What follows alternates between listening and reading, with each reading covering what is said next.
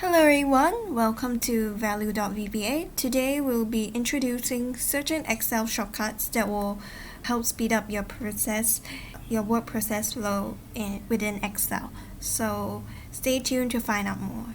Shortcut for create a table.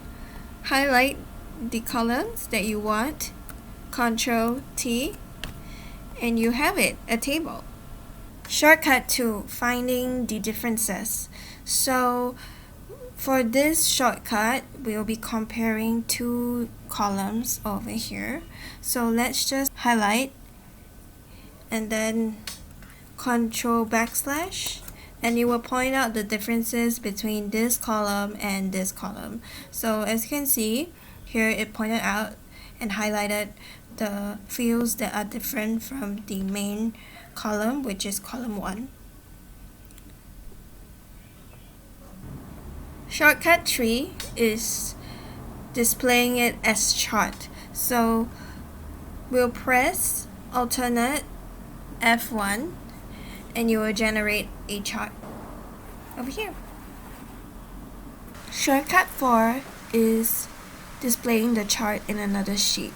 So you click on any part of your table, press F11, and you will have a chart in another sheet.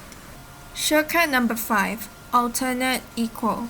So what this does is that it sums up the entire column. Okay, so highlight the table, press alternate equal, and you have the sum of each column. So what you can do is that you can change it to a lot of different functions like average, count, etc. So this is very helpful. So if you guys want to sum everything, you don't have to key in the formula, just press alternate equals and it will work. All for the Excel shortcuts. Hope it is able to help you in your process, speeding it up. And if you guys are interested in more videos, do comment down below, hit the like and subscribe.